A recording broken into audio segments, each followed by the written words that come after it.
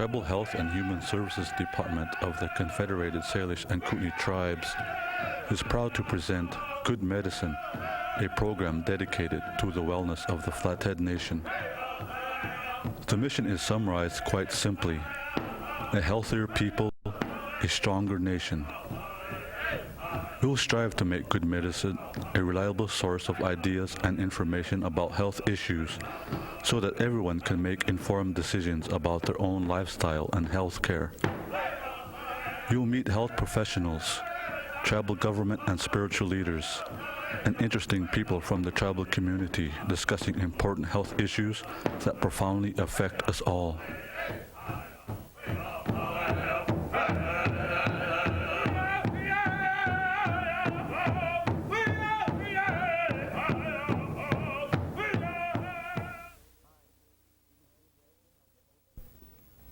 Hi, this is Good Medicine. I'm your host, Larry Pitts.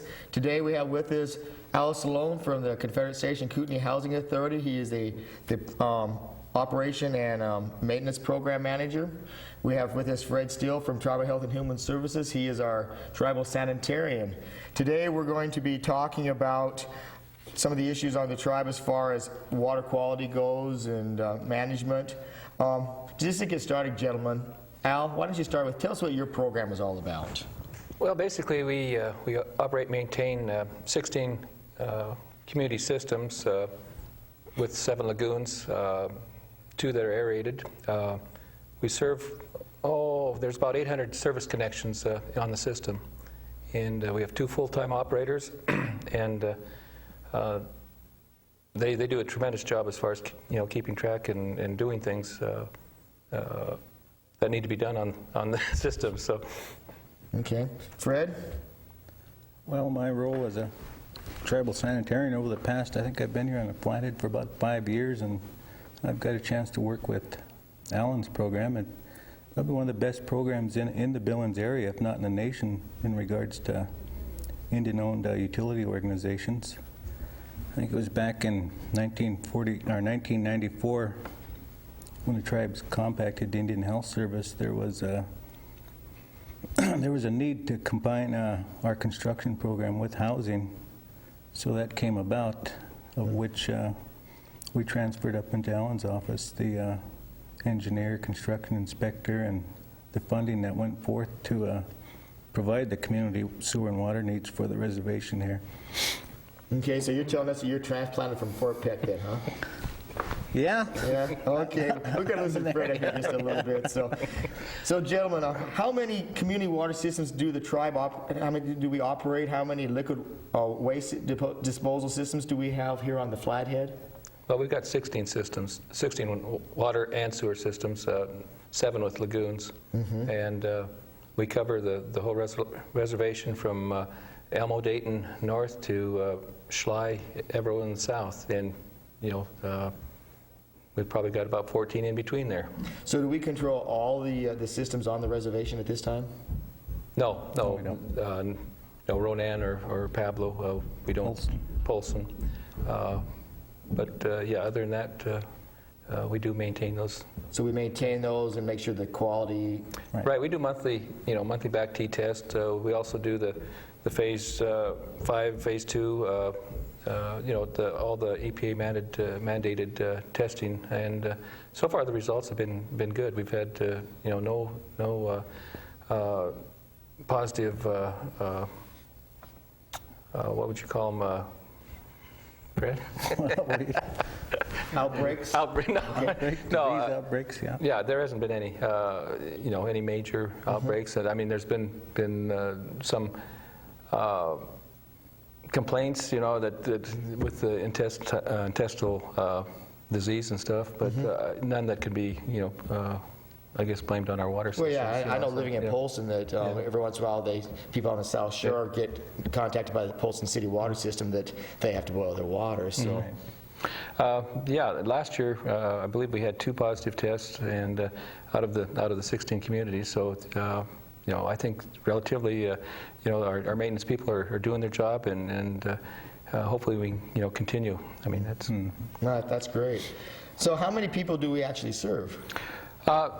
People-wise, we're probably looking at 2,600 people with, like I say, about 800 connections.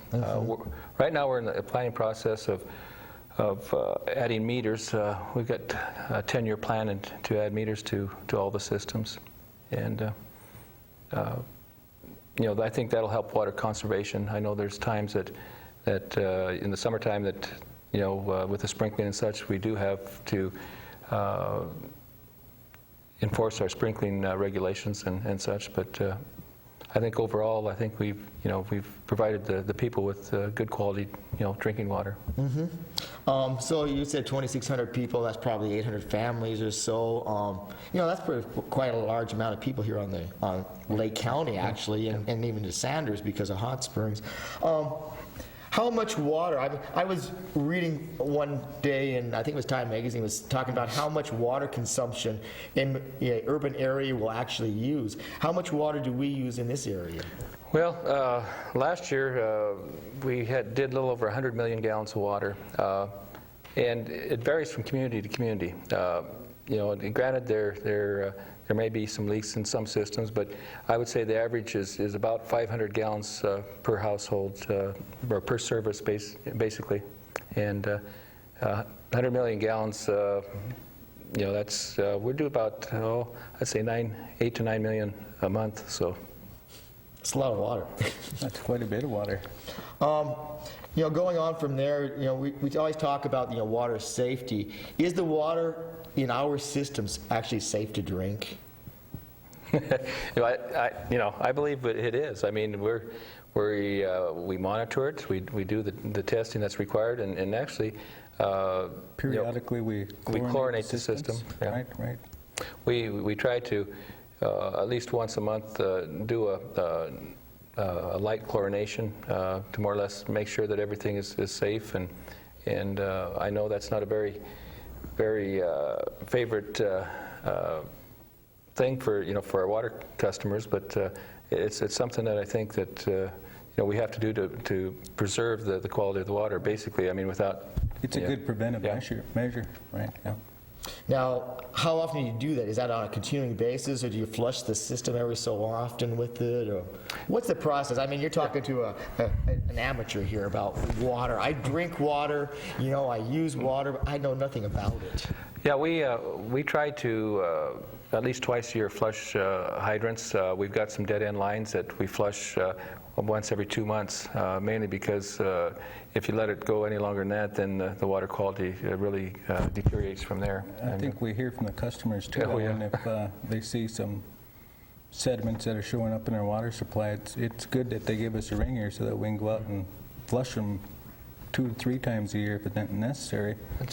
That's a good point. I think a lot of times, we I guess are in need of some feedback from our customers, from our people, and we'd appreciate hearing if there's any problems out there that we'd sure like to hear about them. Whether it be water quality or just some questions that they want to know about the quality of the water. So input is acceptable, and you will listen to people if they call you and have a concern. What if somebody found a water snake come out of their tap? We'd definitely be checking that. We'd be checking that out. Yeah, okay. that would take priority. But one thing I guess I'd like to say is that if we didn't have our customers, I wouldn't be here, and I wouldn't be doing the job that I'm doing. And so, we need our customers. And so I see what you're saying to me is that you are a service, and to be a service, you need people to give you input, and that you're out to deal with their problems. Or yeah, I think you always tend to do a better job as far as if people giving you input of some things that are maybe they don't agree with, or they're wondering why you're doing it. It's good. Give us a call. Let us answer your questions of why we're doing it. There's a reason why why we're doing some things, and that's one of the reasons with the chlorinating the systems, doing a light chlorination. There's a reason for that to make sure that they do have good quality water. Okay. Fred, what do sanitarians do with water? What do we do with it? Well, we answer quite a few complaints that come through my office on a daily basis. People become sick, and a lot of times the first thing they want to blame is their water supply.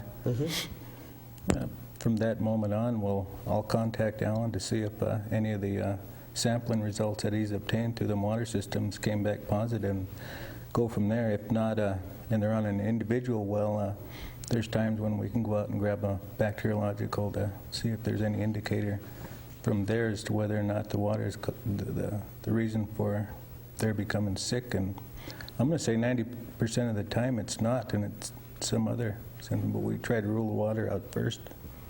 So there's a logical pecking order. Right. You rule out the most apparent things, and you can get down to a better symptom or whatever it might be, the problem. Are any of the communities on the reservation, Alan, do they go under water treatment as far as? Yeah, we've got, at Dixon Agency, we've got a green sand filter. We've got high iron, and That's why the buildings were always sort of a rust color? right, right. One of the reasons. One of the reasons, right. And I think we've got that, and then we also have to chlorinate, and so that's the only system we do chlorinate on a regular, I mean, it's a daily basis. And, you know, I feel the water is of high quality there once we filter. Right now we're in the process of looking into another filter system for Dixon, and I think this one's had it, you know, it's at a point where the useful life is about over with. So We've got a softener on the Dayton community system, don't we, Al? yeah, and that was the same reason. We've got you know, iron problems, deep wells. You tend to get into the minerals, and then you have your problems. So that's the reason the water tastes so bad up in Dayton? I mean, at least in the past it did? Yeah. I was, the complaints I always heard when I went up to Dayton area was that the water had just a mineral taste. Yeah, we've drilled another well, and it's not as deep and it's not as high in iron, and so it's a little better water quality now. And this was done just last summer. Wow.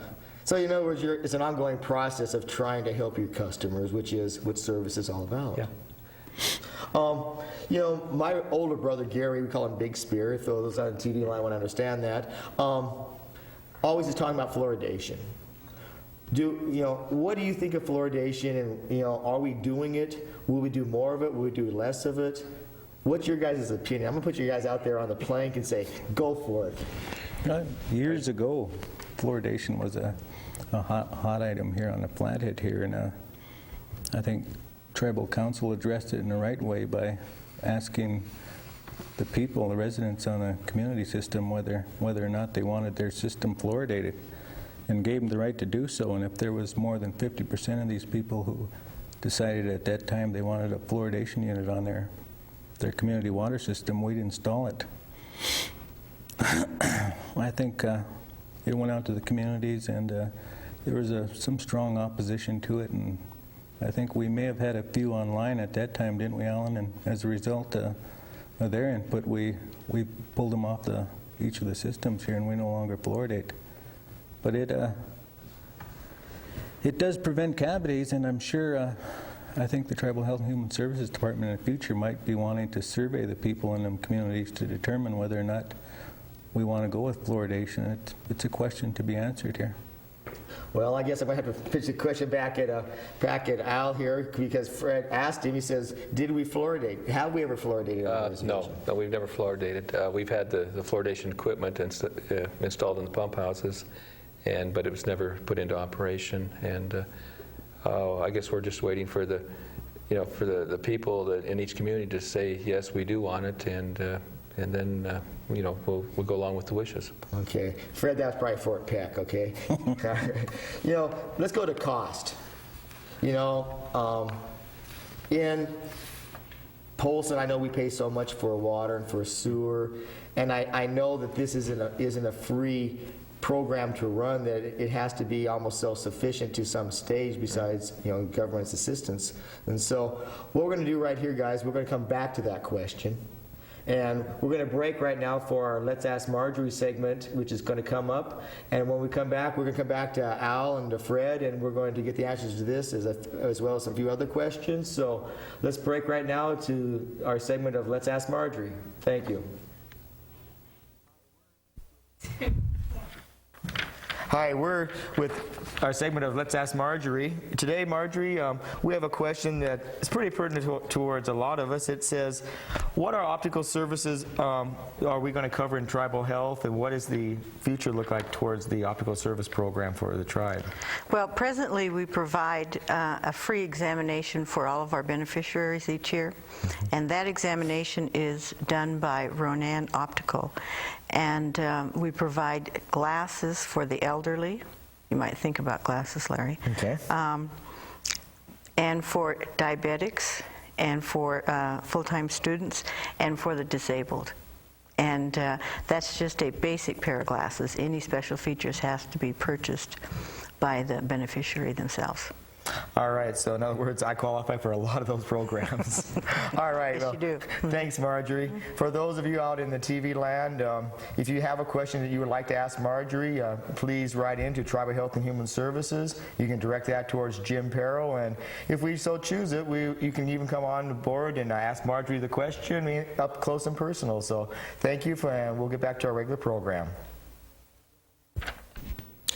Hi, we're back with Good Medicine. I'm here with Fred Steele from the Sanitarium Department. I'm with Al Sloan from the Confederation Kootenai Housing Authority. And we were just talking about the cost of water and sewer coverage for the tribe. You want to expand on that, Al, just a little bit for us? Yeah, our water rates are based on what it takes to maintain the system. And what it's done is spread over the 16 communities. And what we come up with, the last rate was probably 2 years ago, and right now the water and sewer rate is $28. Water alone is $15.50, and with sewer only is $12.50. And our budget is based on those numbers that revenues generated. So I think this last year it's right around $200,000 roughly for our water systems. Okay, so it's not water for profit then? No. Basically, it's just what it takes to operate. It's a flat rate, isn't it? Flat rate, yes. Okay. So are there any communities that have any restrictions on their water usage through any of your systems?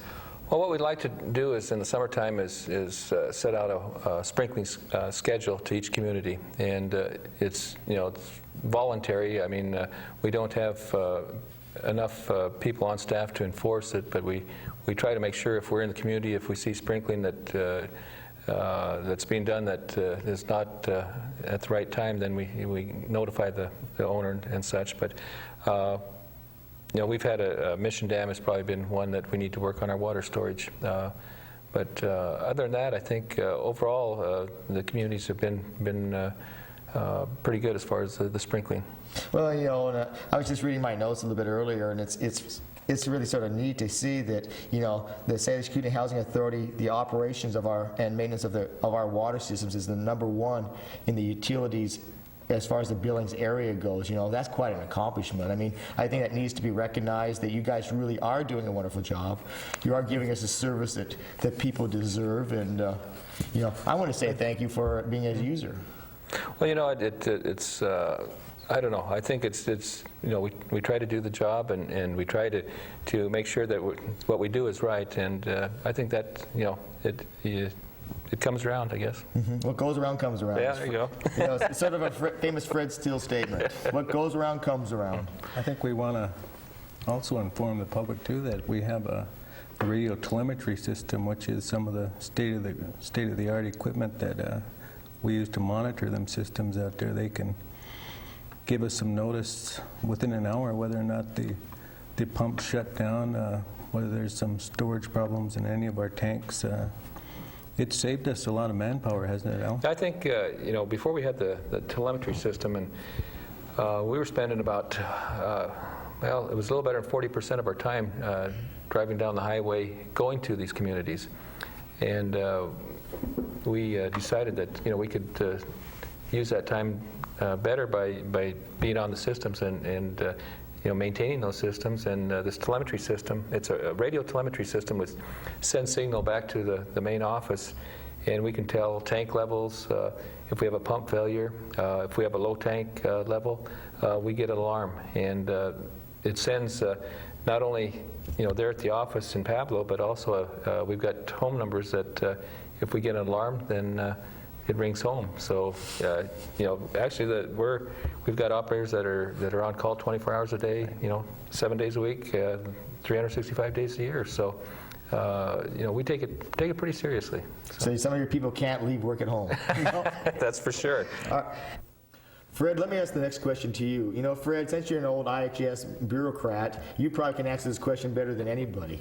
I'm in the process of buying some land, and I hear I get a free well or water, or a sewer system, and I understand that's that 86-121 program. Can you explain that to me so that maybe it clears up some of the fog in my mind?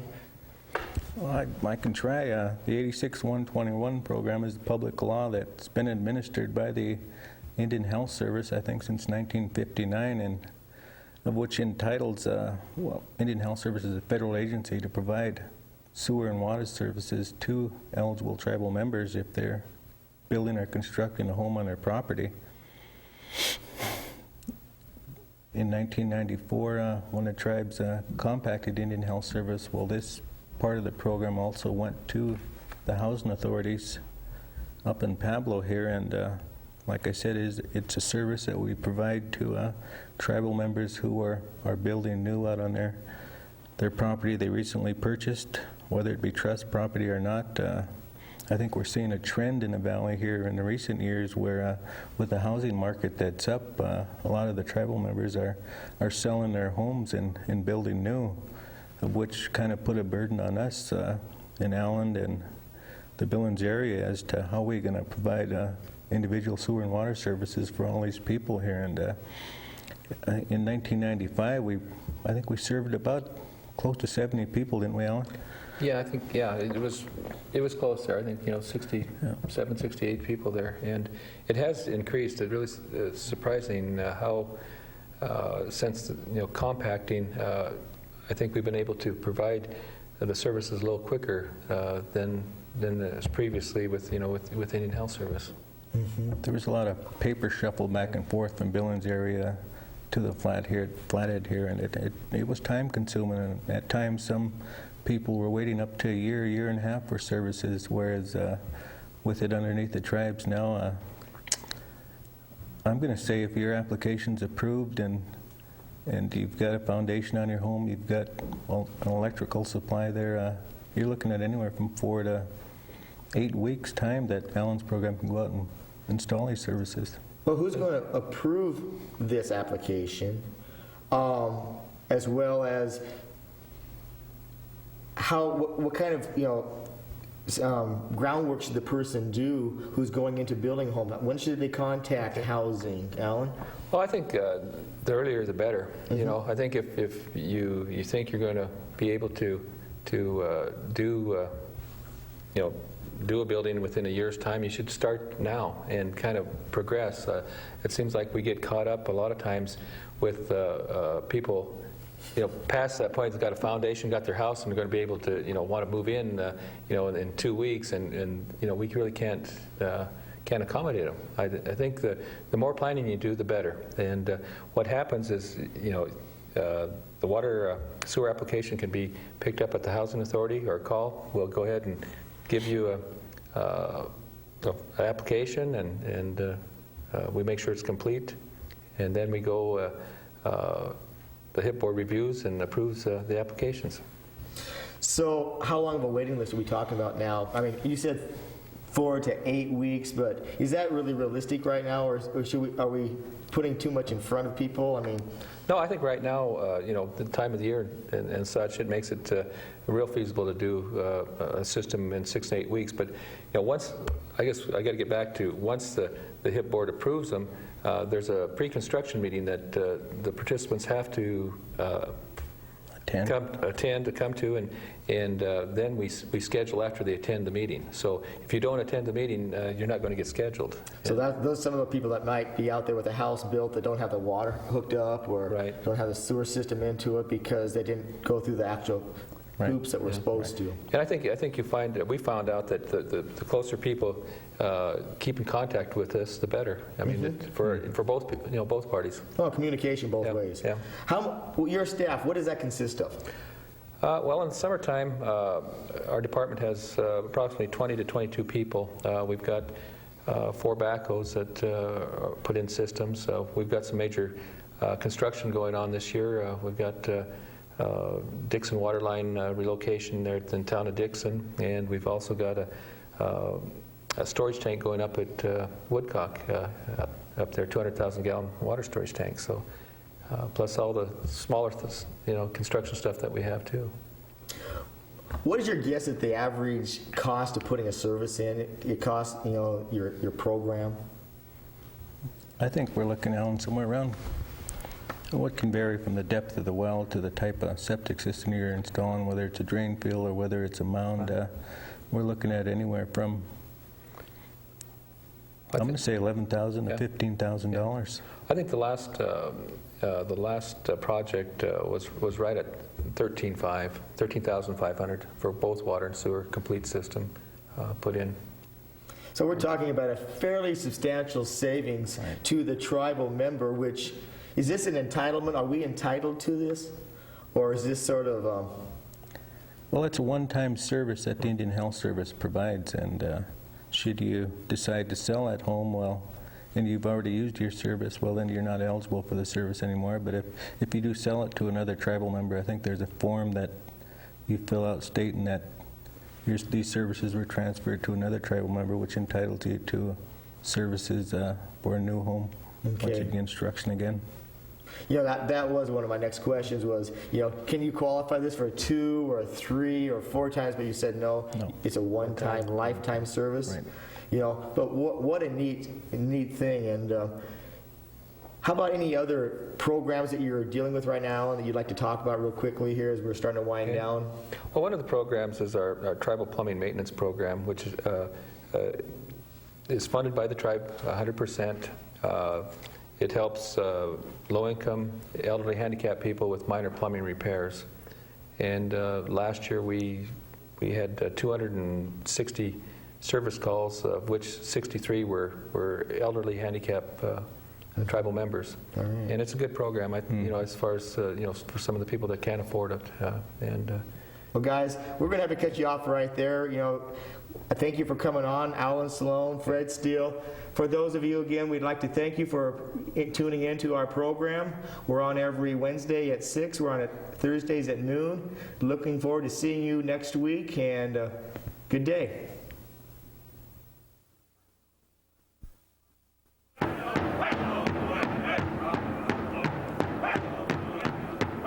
Good Medicine is your program.